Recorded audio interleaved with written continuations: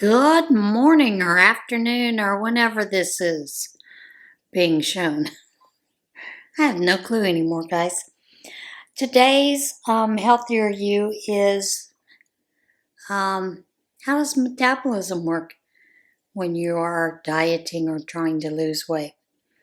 As always, let's open up with the medical disclaimer. Always check with your physician before starting any exercise or dietary program. Information here is my personal research into different health topics and is not to be considered medical advice. All right, so does metabolism matter in weight loss? Do you know people who complain about having a slow metabolism and how they barely eat anything at all, yet still gain weight? Or have you met people who complain about someone they know who can eat whatever he or she wants, including large portions of junk food, due to a fast metabolism and apparently never gain weight? In both cases, the individual usually insists by saying it's not fair.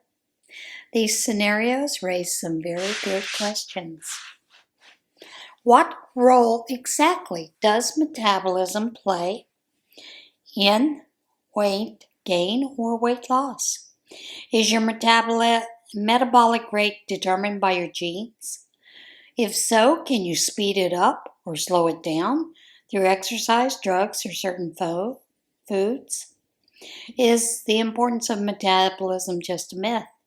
Is weight gain or loss purely due to calories in and calories out? The answers to these questions quite naturally are a mix of nature, your genetic makeup, and nurture, your environment. What is metabolism? Metabolism or metabolic rate is defined as a series of chemical reactions in living organisms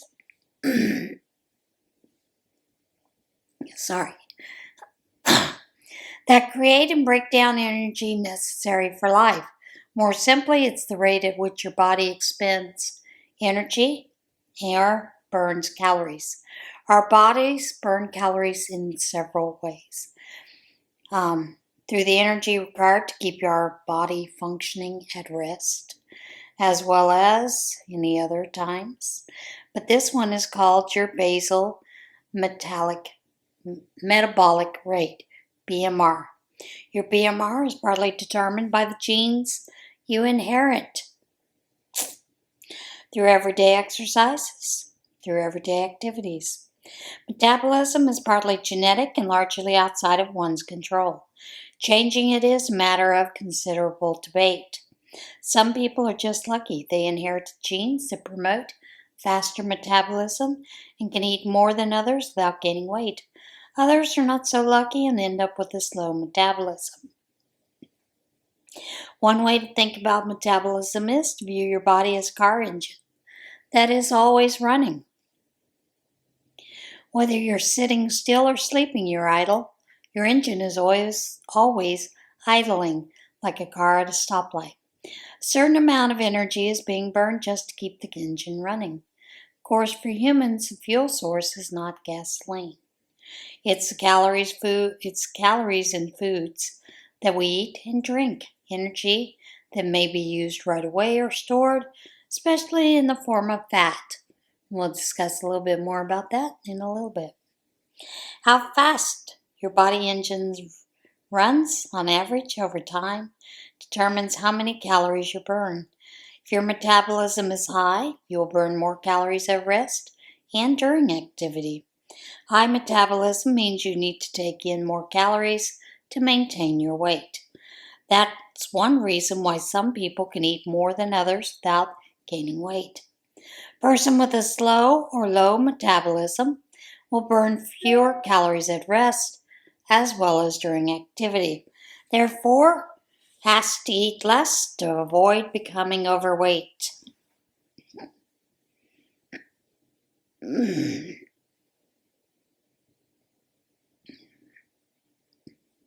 Weight control, part nature, part nurture. It's part truth and part myth that metabolism is the key to weight. The rising tide of obesity in this country cannot be blamed entirely on inherited tendency to have a slow metabolism. Genes do not change that quickly. Something environmental, particularly changes in your diet, exercising too little, is much more likely the culprit. Age can be a factor, although new evidence suggests metabolism reaches a peak earlier in life and slows down much later than previously thought. The reality is, for most people, excess weight is not due to bad luck, thyroid trouble, or other some unexplained, uncontrollable external factor. For most of us, calories in, calories out has a strong influence on changes in weight over a lifetime. Regardless of whether your metabolism is fast or slow, our bodies are designed to store excess energy in fat cells. So if you eat and drink more calories than your body expends, you will gain weight. On the other hand, if you eat and drink fewer calories than are burned during the day, including exercise, rest, and sleep, you're going to lose weight.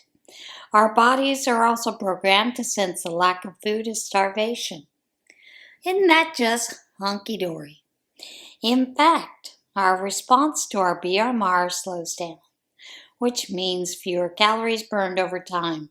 It's one reason why losing weight can be so difficult. Perhaps the most remarkable thing about all of this is how little our weight tends to change from day to day. In fact, only a few excess calories each day could lead to significant weight gain at the end of the year. For example, eating an extra apple each day could lead to a weight gain of nearly 9 pounds by the end of 1 year. Similarly,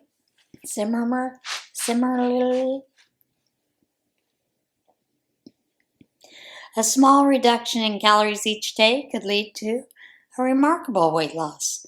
Eliminating dessert 1 day a week would lead to weight loss of nearly 6 pounds in a year. Many theories exist to explain what controls the amount of food a person eats, when they feel full, and why they eat past the point of feeling full. These factors also play a role in determining your ultimate weight. One theory is that each of us has a set point, a weight in which our body is happy. If you lose weight, you feel hungry until you get back to set point weight. That may be another reason why it's so hard to lose excess weight. But how that set point is determined and whether there truly is such a mechanism remain uncertain. I hope mine's not set at this point, but you never know. So there are 6 mistakes that you can make that will slow down your metabolism. Controlling your metabolism can help you manage your weight as part of a healthy lifestyle. So here are 6 lifestyle mistakes that can slow down your metabolism. Keeping your metabolism high is crucial for losing weight and keeping it off. However, several mistakes will slow that down. On a regular basis, these habits could make it hard to lose weight. Even more, you are more prone to gain weight in the future. Eating too few calories. Eating too few calories can cause a major decrease in metabolism. Although a calorie deficit is needed for weight loss, it can be counterproductive for your calorie intake to drop too low. When you dramatically lower your calorie intake, your body senses that food is scarce and lowers the rate at which it burns those calories. Controlled studies in lean and overweight people confirm that consuming fewer than 1,000 calories per day can have a significant impact on your metabolic rate. Most studies measure resting metabolic rate, which is number of calories burned during rest. Yet some also measure calories burned during rest and activity over 24 hours, which is referred to as your total daily energy expenditure. In one study, when obese women ate 420 calories per day for 46 months, their resting metabolic rate slowed down significantly. What's more, even after they increased their calorie intake over the following 5 weeks, their resting metabolic rates remained much lower than before the diet. Well, that's kind of scary.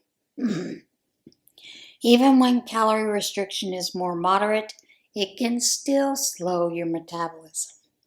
In a 4-day study of 32 people, the resting metabolic rate of those who ate 1,114 calories per day slowed more than twice as much as those who consumed 1,462 calories.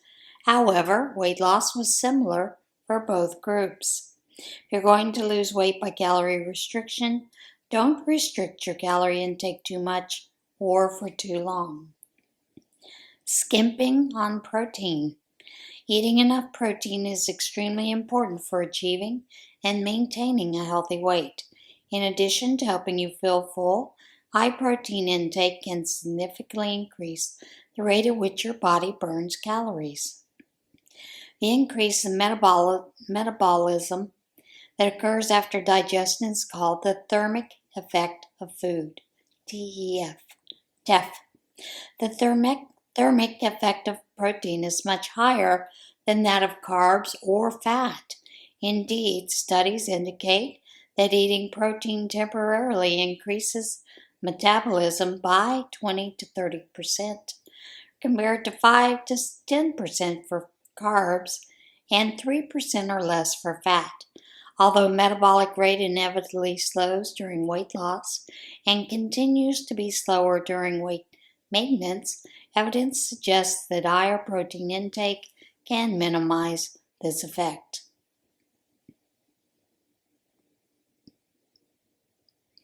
In one study, the participants followed one of 3 diets in an effort to maintain 10 to 15% weight loss. The diet highest in protein reduced total daily energy expenditures by only 97 calories compared to 297 to 423 calories in people who consume less protein. Another study found that people needed to eat at least 0.5 grams of protein per body weight to prevent their metabolism from slowing during and after weight loss. Leading a sedentary life. Being sedentary may lead to a significant decrease in the number of calories you burn each day. Notably, many people have lifestyles that mainly involve sitting at work, which can have negative effects on your metabolic and overall health. Although working out or playing sports can have a major impact on the number of calories you burn, even basic physical activities such as standing up, cleaning, and taking the stairs can help you to burn calories. The type of activity is referred to as non-exercise activity thermogenesis, which is called NEAT. One study found that a high amount of NEAT could burn up to 2,000 additional calories per day. However, such a dramatic increase is not realistic for most people. Another study noted that watching TV while sitting burns an average of 8% fewer calories than typing while sitting and 16% fewer calories than standing. So, working at a standing desk or simply getting up to walk around several times per day can increase your NEAT and prevent your metabolism from dropping. And here we go with this one again. Not getting enough sleep. High quality sleep. Sleep is extremely important for good health. Sleeping fewer hours than you need may increase your number of illnesses, your risk of those, including heart disease, diabetes, and depression. Several studies note that inadequate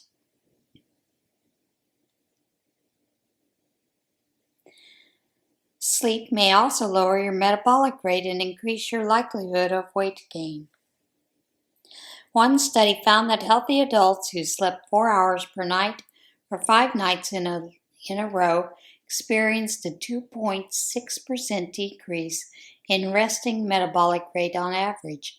Their rate returned to normal after 12 hours of uninterrupted sleep.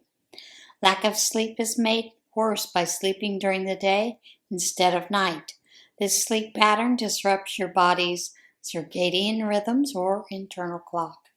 5-week study revealed that prolonged sleep restriction combined with circadian rhythm disruption decreased metabolic rate by an average of 8%. Drinking sugary beverages. You knew that was coming. Sugar-sweetened drinks are detrimental to your health. High consumption is linked to various ailments, including insulin resistance, diabetes, and obesity.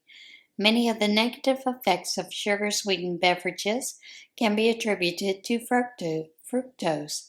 While table sugar contains 50% fructose, while high fructose corn syrup packs 55%. Frequently consuming sugar-sweetened beverages may slow down your metabolism. For a 12-week controlled study, overweight and obese people who consumed 25% of their calories as fructose-sweetened beverages on a weight-maintaining diet experienced a significant drop in metabolic rate. Not all studies support this idea. One study noted that overeating high fructose corn syrup compared to whole wheat did not affect 24-hour metabolic rate. However, research shows that excessive fructose consumption promotes increased fat storage in your belly and liver. And here's the last one, a lack of strength training. Working out with weights is a great strategy to keep your metabolism from slowing. Strength training has been shown to increase metabolic rate in healthy people, as well as those who have heart disease or are overweight or obese. It increases muscle mass, which makes up much of the fat-free mass in your body. Having a higher amount of fat-free mass significantly increases the number of calories you burn at rest. Even minimal amounts of strength training appear to boost energy expenditure. Sorry about that. In a 6-month study, people who performed strength training for 11 minutes per day, 3 days a week, experienced a 7.4% increase in resting metabolic rate and burned 125 extra calories per day on average. In contrast, not doing any strength training can cause your metabolic rate to decline, especially during weight loss and aging. Strength training increases muscle mass and helps preserve your metabolic rate during weight loss and age.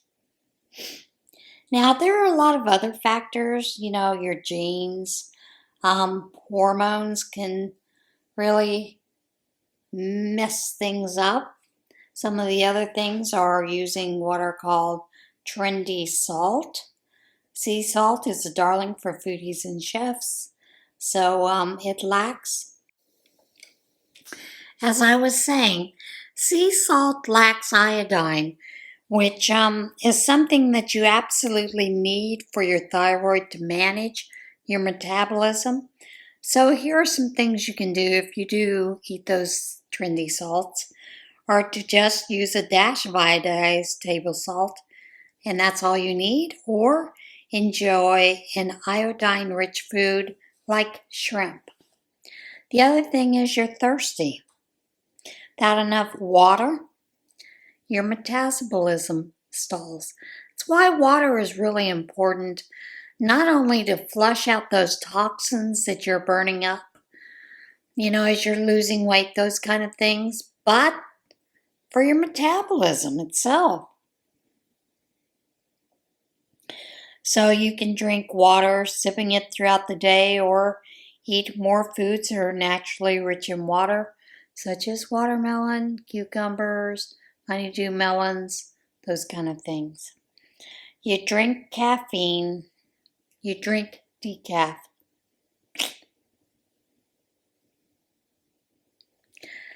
Yep, that's a bummer. You're going to miss out on the jolt of caffeine that gets your metabolic motor running. Remember, some research shows coffee can affect blood sugar levels. So you kind of need to look into that, whether the caffeine does affect those kind of things. I do know that, my GI doctor wanted me to do less caffeine, go decaf coffee, simply because of the fact that it really affects your GERD, and I have GERD. So it's a fine line. So yeah, you just need to remember that it may possibly affect that metabolism. It's going to slow it down a little bit. Caffeine does rev it up a little bit. However, you can get caffeine in chocolate, but then again, chocolate comes with sugar, so there's that evil. Choose your poison. All right, not enough calcium. You need it for your bones. It's a key nutrient for swift metabolism, as well as a lot of the positive things that it does for your body. And of course, you can always add those things through milk and dairy products and fortified foods such as cereals, orange juice, almond milk, canned salmon, turnip greens, kale, and tofu if you can set it. Your thermostat is set too high. We've talked about this before, and a lot of that also has to do with sleep. It's not always a good idea to heat things up in the bedroom, at least not when it comes to your metabolism. Room temperatures of 75 degrees keep your body from making brown fat, which is loaded with calorie-burning cells. What you can do? Turn the thermostat down to 66 degrees before bedtime, and it will boost that brown fat levels. When it's cold outside, take regular brisk walks outside. May also do that as well. So yeah, those are some of the rather interesting things that we kind of have to keep an eye on, when we're working on that weight loss thing. So yeah, that is it for today's Healthier You. I hope you got some interesting information through that. Maybe you're having trouble with some of your weight loss issues, and maybe some of these tips will help you. It's certainly something for you to discuss with your medical people to determine if that's a possibility and if you can make that change or not. All right, guys, that is it for today's Healthier You. I'll see you again soon. Bye.